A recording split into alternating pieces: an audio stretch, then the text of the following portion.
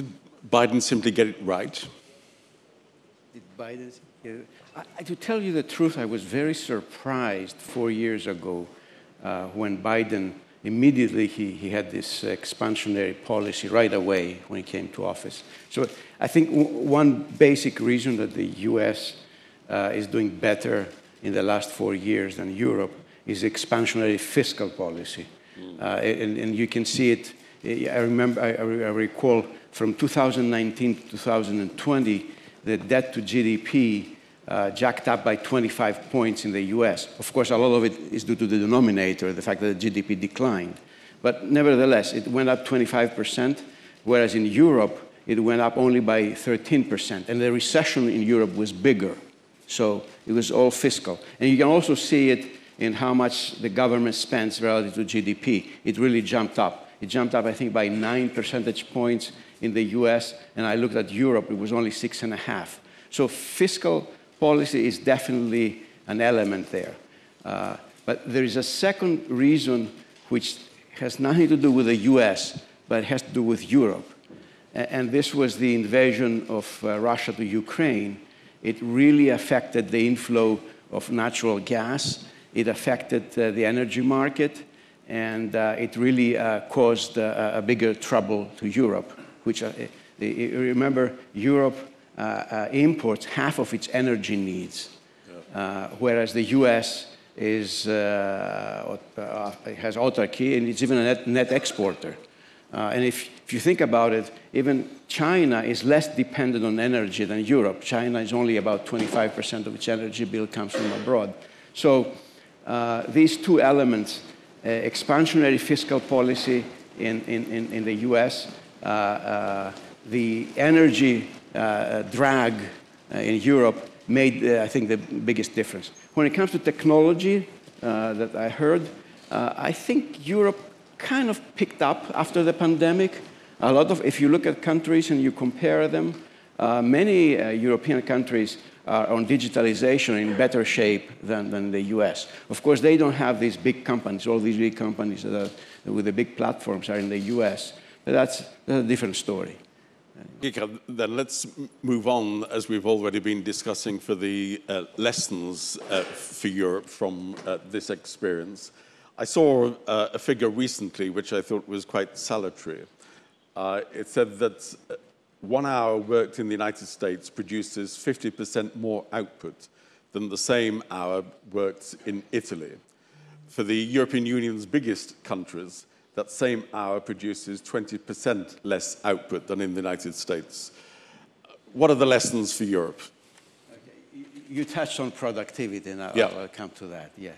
When I heard Marco saying that Europe is doing the same as the US, it just depends where you start making the comparison. Yeah, if you go back all the way to the financial crisis, still the US has done a little bit better than Europe. If you go further back and start, perhaps Europe is doing a bit better. So it just, but let me come back to your question. And when we try to compare over the long term, the US with Europe, definitely there is a gap. And the gap is due to clearly population growth that Marco mentioned. Population growth, for example, since the financial crisis in the US is 0.7%, whereas in Europe is almost stagnating, 0.2%. And when we look at real rate of growth, part of it is population growth. It's more people, the economy gets bigger. And then the other items you try to see as to why perhaps productivity is better in the US is you try to look at the environment. We already mentioned somehow the US is more lucky than Europe. It has a lot of natural resources, and it's not oil, it's not only oil and gas, it's minerals, whereas the US is an importer, and that costs a lot. And then we have to look at policy, perhaps, the way governments behave, how effective they are.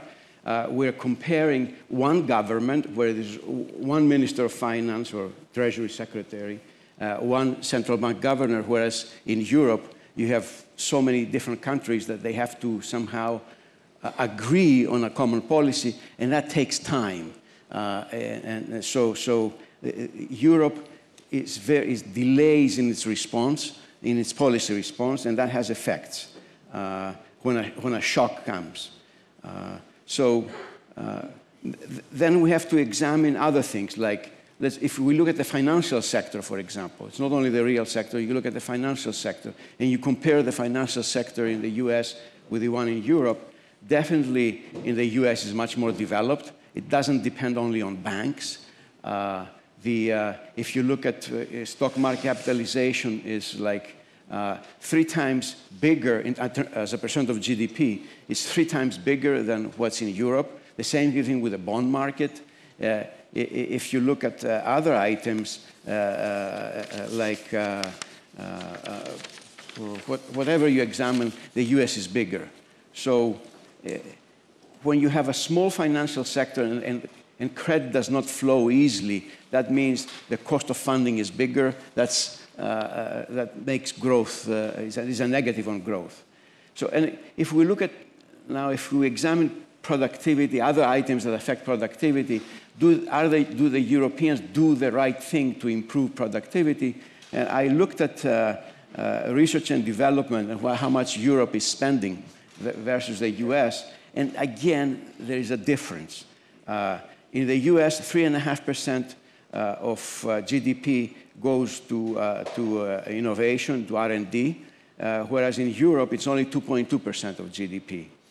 And then if you look at the digital infrastructure, Megan already mentioned this, yes, the leaders are in the US, but Europe has caught up, especially after the pandemic. I mentioned it earlier. And there are many countries that are in better shape than the US, like Finland, Denmark, Belgium, Sweden, Netherlands, et cetera, many.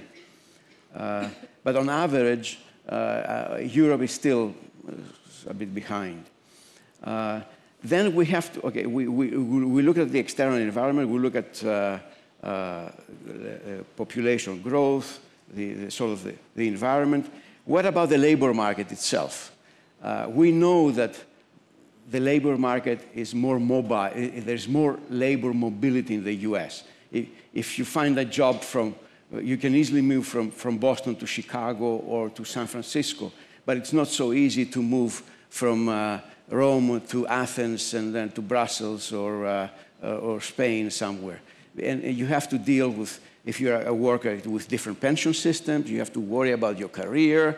You have to deal about language. You have to deal with all kinds of things. So mobility is easier in the US. And also, the labor market itself is more flexible. And more flexible labor market means higher productivity, usually. Now, economists, the other item they have looked and they emphasize lately is institutions. Do you have the right institutions so that you can really, all the forces that promote economic growth can sort of push each other? And there, when we compare institutions, I think the picture is mixed. On things like political stability and absence of violence and terrorism, Europe is doing better than the US. When we look at voice and accountability, and I'm quoting here World Bank indicators, Europe is doing better. In many other things like government effectiveness, regulatory quality, rule of law, control of corruption, the US is doing a lot better. So overall, when we compare the two areas across the Atlantic, the US is doing better, not a whole lot better. I mean, the difference in rates of growth is about 1 percentage point, not much, but it accumulates over time. And we know that Europe has to do things to catch up.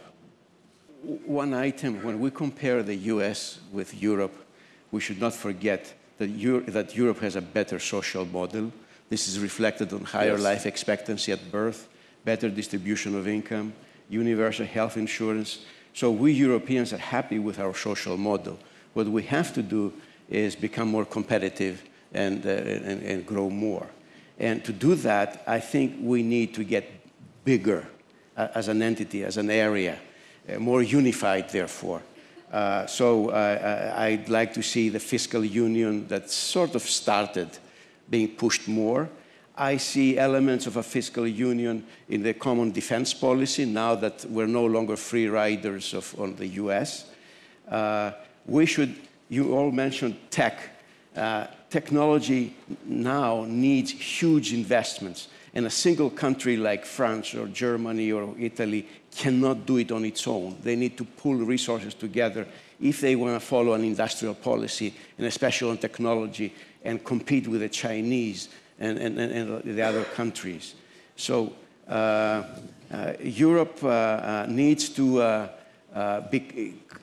we mentioned the financial sector. It needs to actually create a common financial sector.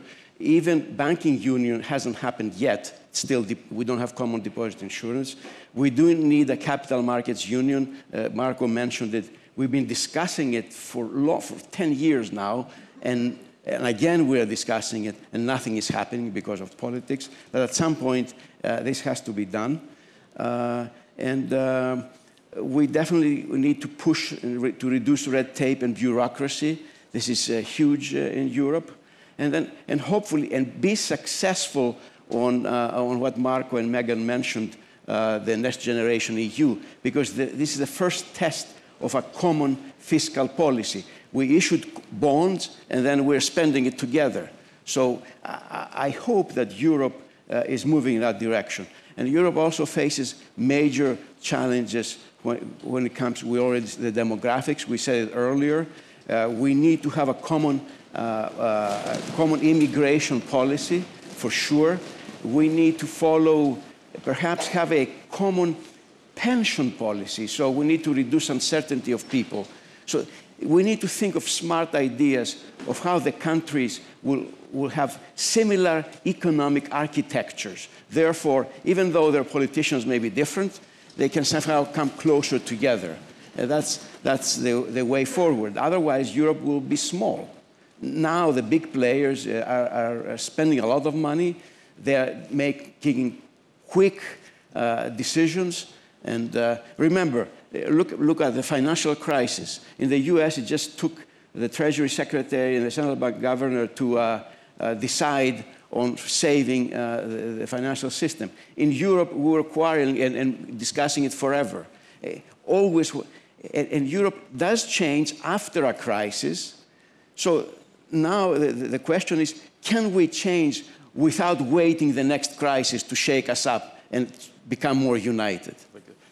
I would like to see the West united. I mentioned Europe being united. I think the West needs to be more united and face challenges. If we all can do it together, then Europe can grow, et cetera, et cetera.